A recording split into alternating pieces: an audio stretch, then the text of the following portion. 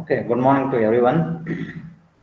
Uh, in the yesterday's class, we were discussing about the the different factors that are going to affect the quantity of sewage flow. The mainly four factors are there.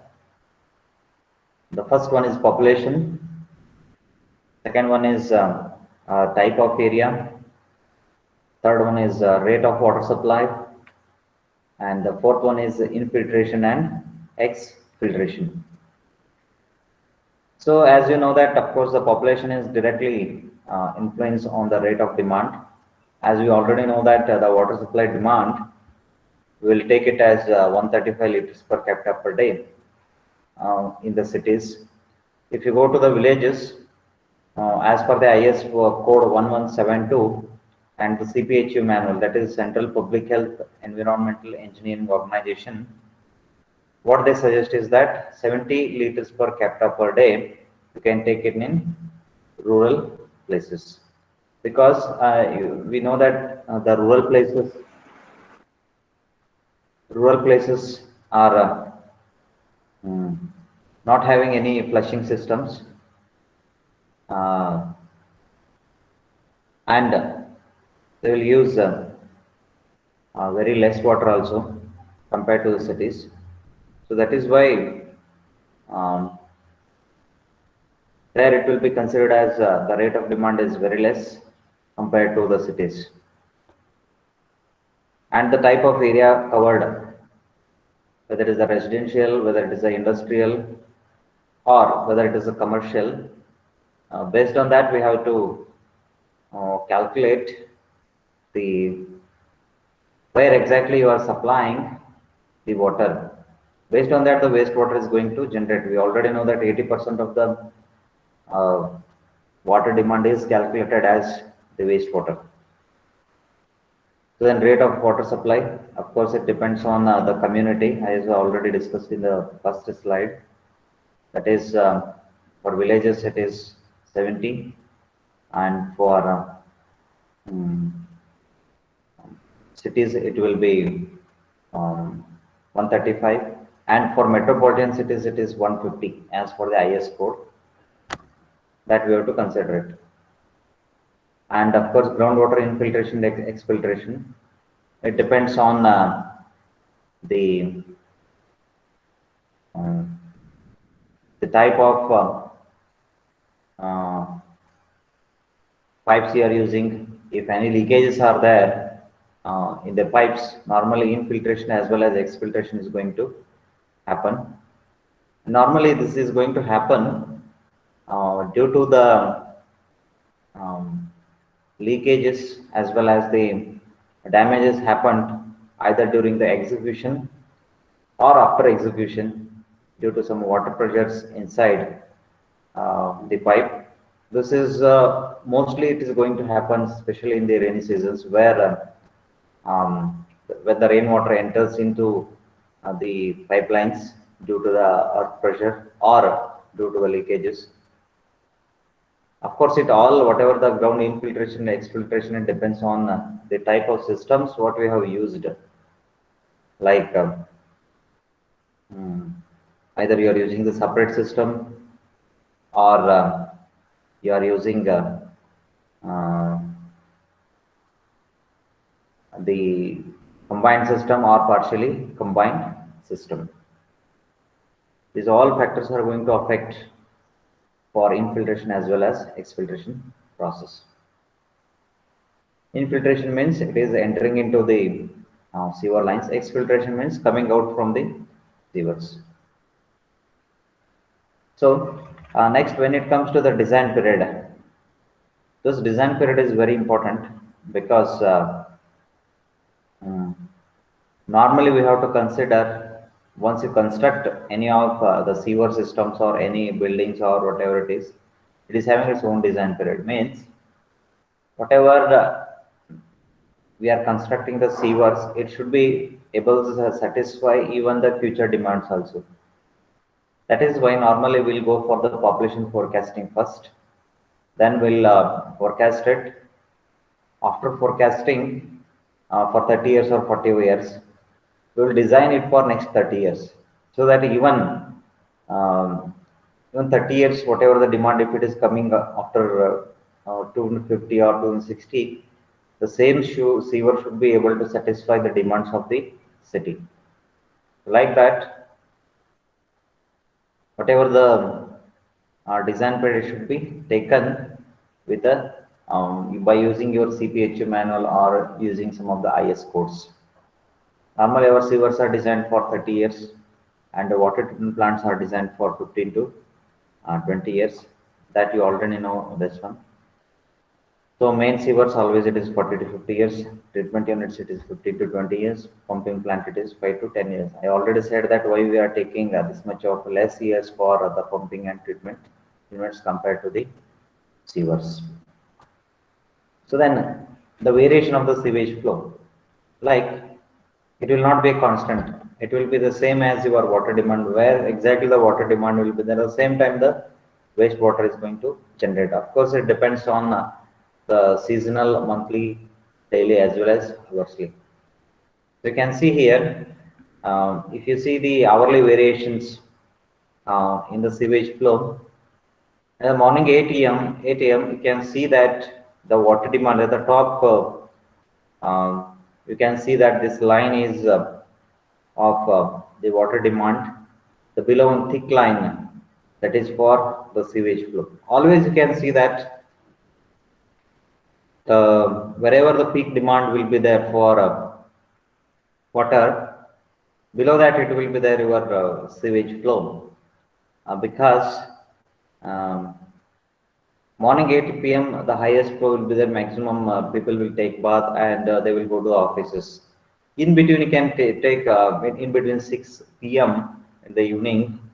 It will be a degrees water demand.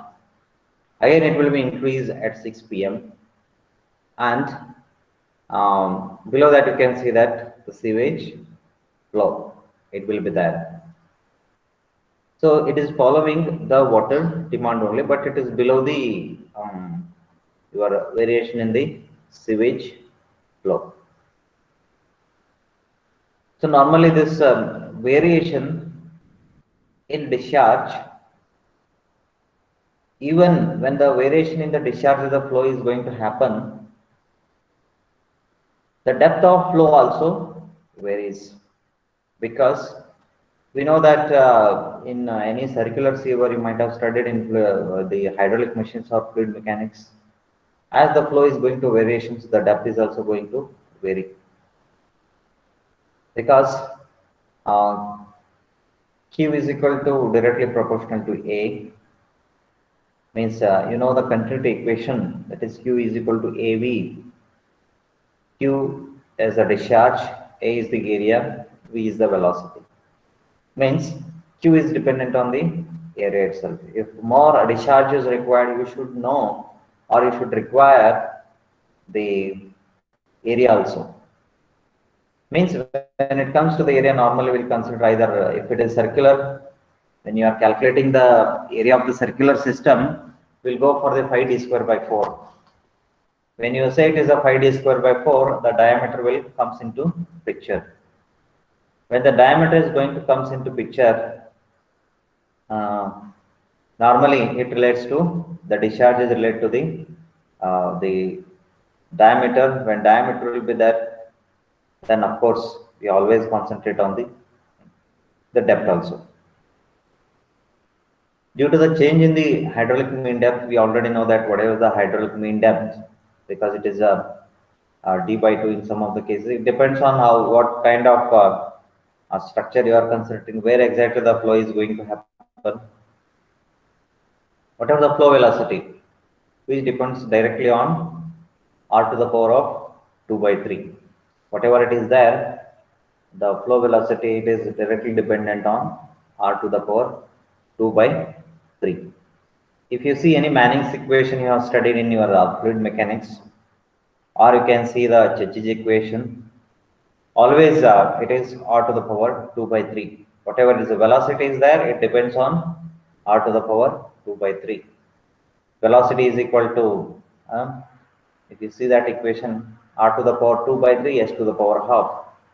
Some constant it will be there. Velocity is equal to some constant multiplied by r to the power 2 by 3 s to the power half. R stands for here hydraulic mean depth. Then if you ask me how exactly this hydraulic mean depth can be calculated, so hydraulic mean depth is nothing but it is a by t. It is a by t. So area divided by the wetted perimeter. So that is nothing but hydraulic mean depth. So here small r stands for hydraulic mean depth, that is equal to a by p. So if you are taking the area as circular, you take it as r to the power means r is equal to 5d square by 4. Then perimeter you can consider wetted perimeter 5r or 5d by 2, whatever it is. You can take it if it is completely wetted. And it is very necessary to check the sewer for maintaining a minimum velocity of 0.45 meter per second at the time of minimum flow, and it is always assumed to be 1/3 of the average flow. This is very important. Whatever we are speaking about 0.45 meter per second. Suppose if you are not maintaining this velocity in the sewer, whenever you are designing any of the sewers, this is one factor, or this is one important thing we should always maintain, that is 0.45 meter per second. If you're not maintaining it properly, normally whatever the silt which is entering into the sewer, normally your sewage is consist of the silt, either deliver sand, and many of the human pieces will be there. You know that wherever the specific gravity of the particles are more, they are going to immediately settle at the bottom of the sewer. Once it is going to settle in the bottom, you are not maintaining any self-cleansing velocity. The self-cleansing velocity means when it is traveling, when the wastewater is traveling in the sewer, always it has to carry that silt also. The sewer should not be allowed to settle, or sewer should not be allowed for the settlement of any of the silt or the sand. So normally that we can call it as self-cleansing velocity. If you are maintaining 0.45 meter per second, it is considered as the self-cleansing velocity.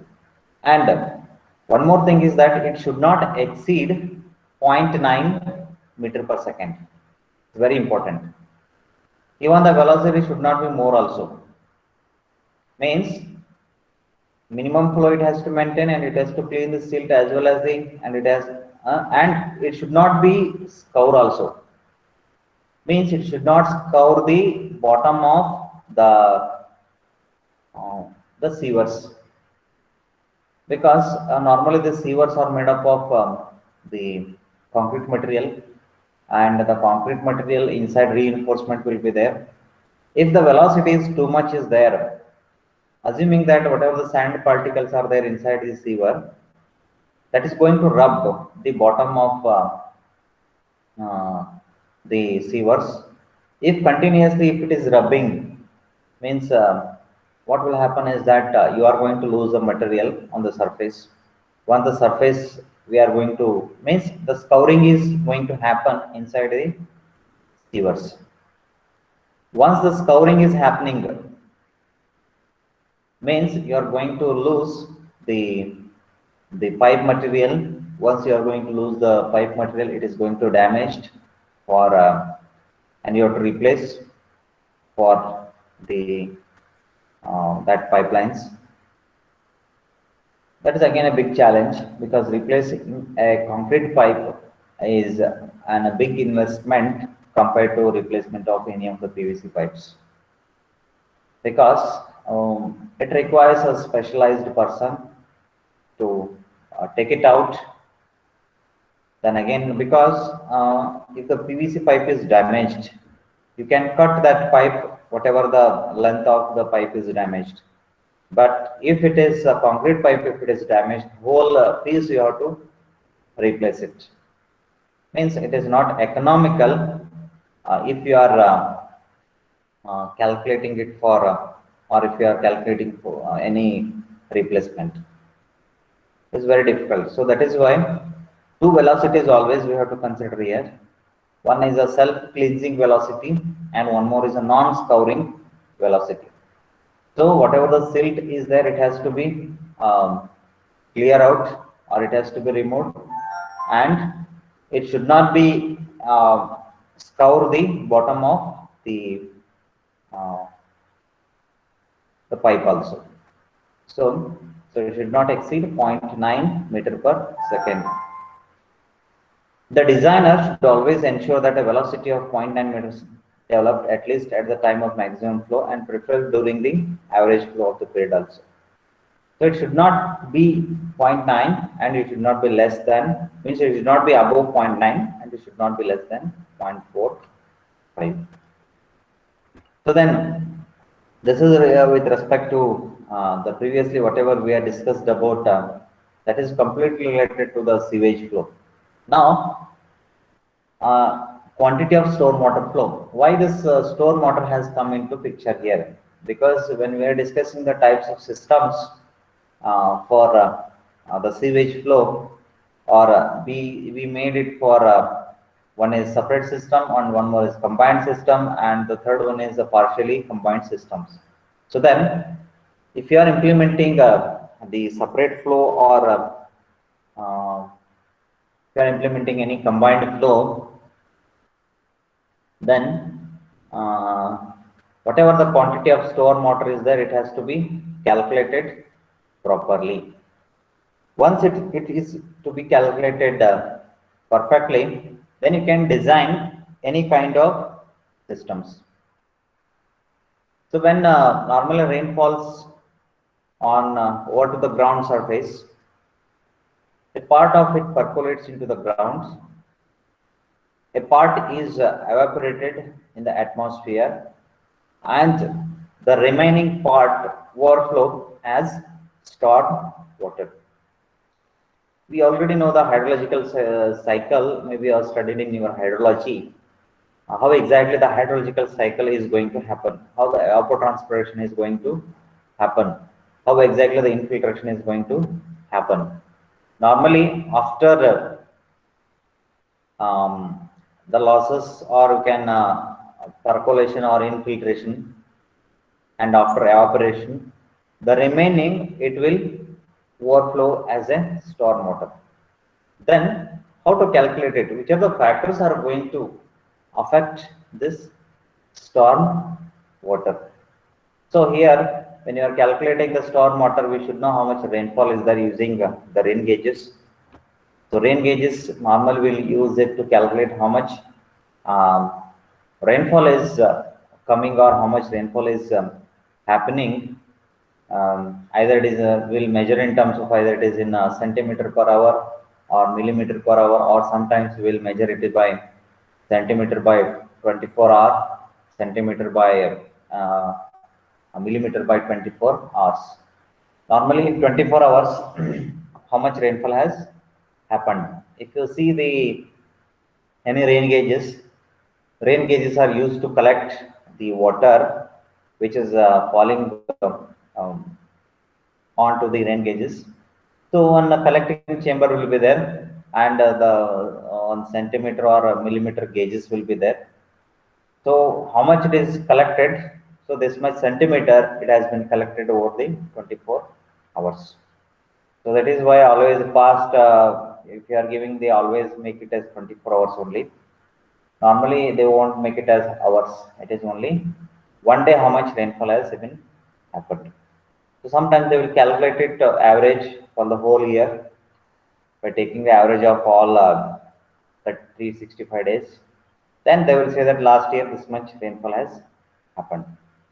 Then whenever you are calculating or whenever you are designing it, you should know the past record of that area, how much rainfall is happening. Based on that, we have to calculate the quantity of the storm water. So the quantity of storm water is very large as compared to the sanitary sewage. Of course, it is a well-known truth that the storm water, whatever it is there, it is a huge. Even if you make any small mistake in calculating the storm water, it is going to affect largely in many of the cases. When you are specially designing for combined systems and partially combined systems. In many places in India, the mistake has been happened due to the wrong design. Especially in case of the Mumbai and Bangalore city, now they are realizing that whatever the predicted rainfall or the previous records of the rainfall are not satisfying these days, because we don't know in future how much rainfall is going to happen. Only you have to see the past record. In the past record, we have to take the average. So average rainfall is this much. Then we'll multiply with some factors, peak factors. With that we are taking, but this is not exactly correlating with the field studies. During rainy seasons, most of the manholes are overflowing in many of the places due to the wrong design itself. Whenever we are calculating for the storm water, then always we have to consider the diameter of the sanitary sewage and how much the quantity of sewage also it is coming out. And previously what we used to do is that we used to multiply with whatever the storm water is there 2 to 3 times. But now the suggesting what they are suggesting, you have to multiply it by 6 times. So means that much rainfall is happening from the last 2 to 3 years. So they are not satisfying these. They are not satisfied with these 2 years. Then which are the factors that are going to affect these storm waters? So then first one is rainfall intensity and duration. That is very important. 2 factors are there. One is intensity and duration. If when it comes to the intensity, how much mm is happening per time? For example, if you consider 200 mm per hour is always lesser than 400 mm per hour. Means that is intensity. Intensity of 400 mm per hour is more than the 200 mm per hour. Means even 400 or 600 mm, if it is happened with a short duration, it is going to affect a lot of matters, because when the rainfall is very less, intensity is very less, the flooding is not going to happen. When sudden rainfall is going to happen, sudden or we can call it as a high intensity, means total quantity of rainfall which is happening in a shorter duration with a high rate. Means if the intensity of rainfall is, if it is very high, then normally we are going to lose the whatever uh, the intensity or the duration it is there, that we are going to lose it, and we cannot calculate it, or we cannot use that value for the future days. If it is a constant intensity is there for the first 10 years or 15 years, then the design will be perfect. So when these things are happening, so it is very difficult to predict the rainfall intensity and duration, and always we have to consider the factor of safety in many of the cases. So then second one is area of the catchment. Of course, where exactly the rainfall is happening, what kind of area it is there, whether it is a forest area or whether it is the concrete area, or whether it is a lawn it is there, whether it is residential areas, whether it is industrial areas. So like that, where exactly the water is or the rainfall is happening. Again, you have to consider the the soil characteristics. You have to consider the infiltration coefficients of that soil. All those things we have to consider because how much rainfall is happening and how much water is joining the sewers. Slope and shape of the catchment area. This is very important. If the slope is very high, normally whatever it is there, it will join to the sewers. If it is a circular in nature or whether it is a square in nature, of course the flow pattern is going to change. Slope and shape of the catchment area, it is going to affect the quantity of the stormwater flow. Then of course the nature of the soil and the degree of porosity. You already know that the porous or the porosity of the soil. Maybe you have studied in your geotechnical engineering, or now you are studying it. Uh, Porosity. Of course, if it is a more porous, normally the infiltration will be very high. When infiltration will be very high, then the groundwater recharge will be very fast. If the pores are very less, or if it is made up of a lot of silt, then whatever the water is falling on the surface, surely it is going to join the sewers. An initial state of the catchment, that is also very important. If the catchment area's initial state is not good, then it is hindering or it is not allowing to join the sewers. Then of course that initial state of the catchment is also very important. So then we have two methods are there to calculate the estimate of the quantity of the storm water. So generally there are two methods by which quantity of storm water is calculated: the rational method and empirical formula method. Maybe this two we can discuss in the next class: rational method and empirical methods of stormwater calculation. This we will discuss in the next class: the rational method, empirical formula. We'll try to solve some of the problems after this. Let's see what will happen. Okay.